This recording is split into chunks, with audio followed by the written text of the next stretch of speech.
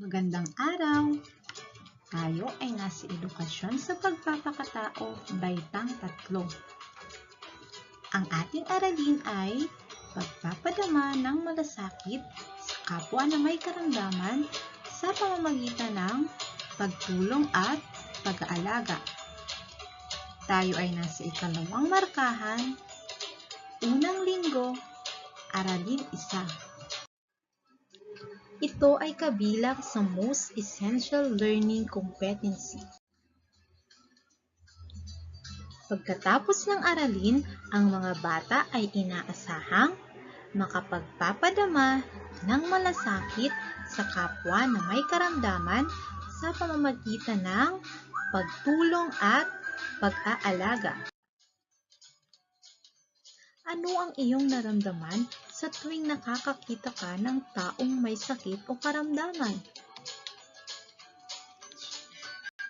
Suriin ang mga larawan. Tungkol saan ang mga larawan? Tama, ipinapakita sa larawan ang mga batang may sakit. Naranasan mo na ba ang bumisita sa iyong kamag-aral o kaibigang may sakit o karamdaman? Ano ang naramdaman mo nang nakita mo sila? Ikaw ay nalungkot? Ikaw ay naawa? Maaari ka bang magbahagi ng iyong karanasan sa pagbisita sa kamag-anak, kaklase o kaibigan na may karamdaman? Magaling! Maraming salamat sa pagbabahagi ng iyong karanasan.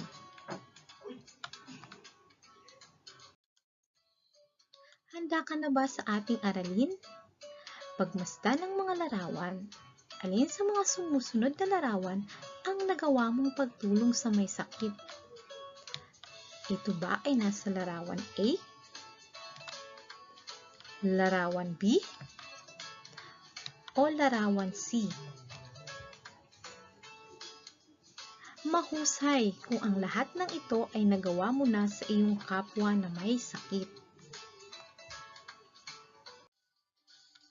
Ano ang ipinapakitang pagtulong sa may sakit? Tama, ipinapakita sa larawan ang pagpapakain at pag-aalaga sa may sakit. Ito ba ay kaya mong gawin sa iyong kapwa? Mahusay! Pamilyar ka ba sa nakakahawang sakit na COVID-19? Paano mo matutulungan ang mga taong may karamdaman tulad nito? Mahusay! Matutulungan mo sila sa pamamagitan ng pagdarasal para sa kanilang paggaling. Maliban sa mga nabanggit, magbigay ng ibang bagay na maaaring gawin bilang pagtulong at pag-aalaga sa taong may karamdaman.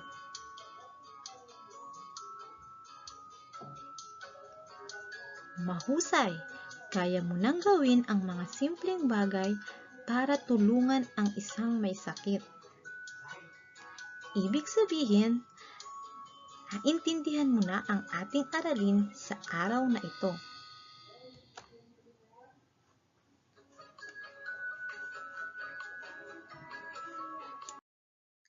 Para sa ating unang gawain, panuto, isipin ang iba pang paraan kung paano ka makakatulong at paano mo maaalagaan ang isang taong may karamdaman. Sulat ang mga ito sa loob ng graphic organizer. Bibigyan kita ng 30 segundo para tapusin ang gawain. Handa ka na ba? Magsimula ka na.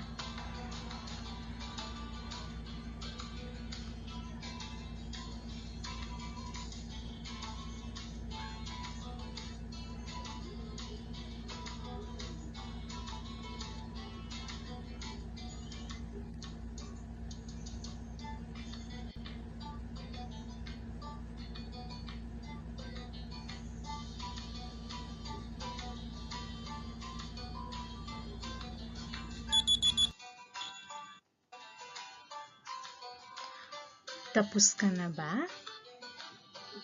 Magaling! Tayo ay dumako na sa gawain 2. Ang ating panuto, basahin ang mga sumusunod na sitwasyon. Paano mo matutulungan ang isang taong may karamdaman? Unang sitwasyon, nabalitaan mong may sakit ang iyong guro.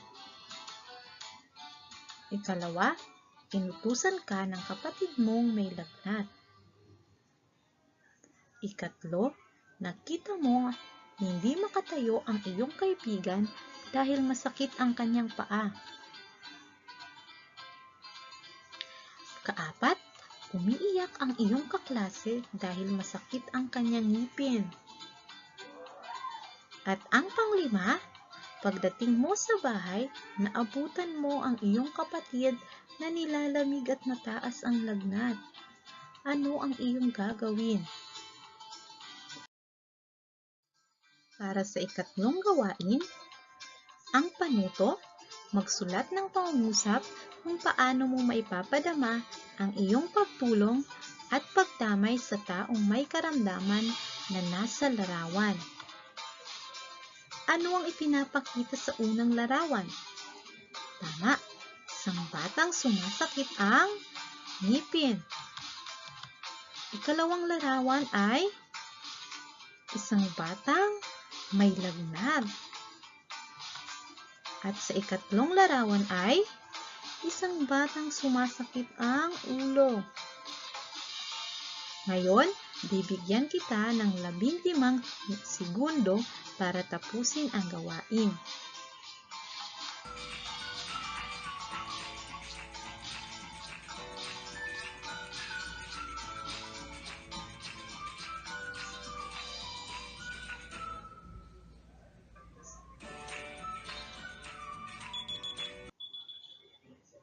Kung tapos ka na, magaling! Mahalagang maipadama natin ang pagmamalasakit sa ating kapwa na may karamdaman sa pamamagitan ng mga simpleng gawain tulad ng maaari ka bang magbigay? Mahusay! Gumawa ng liham para sa taong may karamdaman. Kaya mo bang gumawa ng isang liham? Magaling!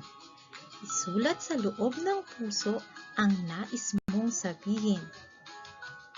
Bibigyan kita ng 30 segundo para tapusin ang gawain.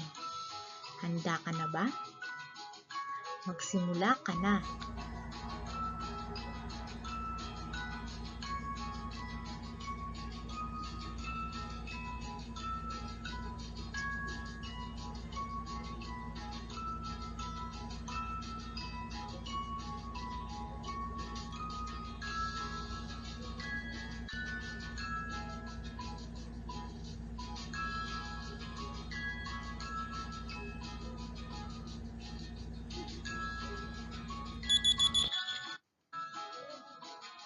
Mahusay ang iyong ginawa.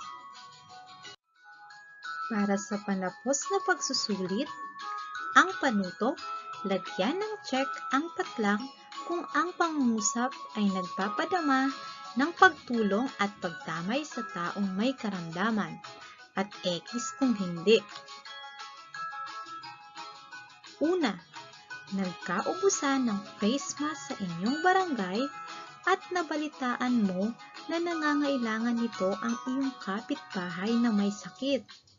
Kaya hindi ka nagdalawang isip na ibigay ang iyong nabiling sobrang face mask. Kalawa, isang linggo nang hindi pumapasok sa paaralan ang iyong kaibigan dahil sa lagnat. Kaya naisipan mong dalawin at dalhan ng mga prutas sa kanilang bahay.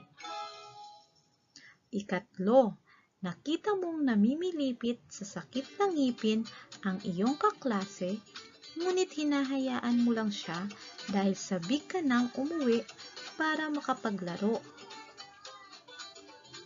Ika-4, uso ngayon ang nakakahawang sakit sa inyong lugar. Kaya naisipan mo na lang na ipagdasal ang pagaling ng iyong kaklaseng may sakit. At ang panglima, naabutan mong madalas ang pagkahilo at pamumutla ng iyong nanay, kaya tinulungan mo siya sa mga simpleng gawaing bahay. Tapos ka na ba?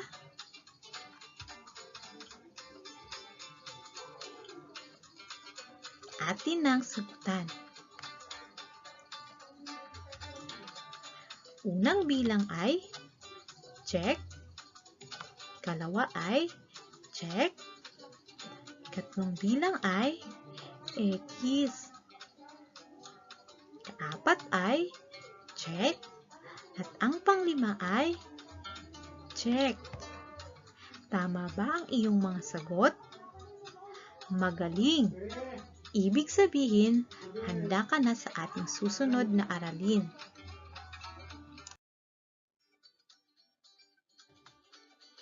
Maraming salamat!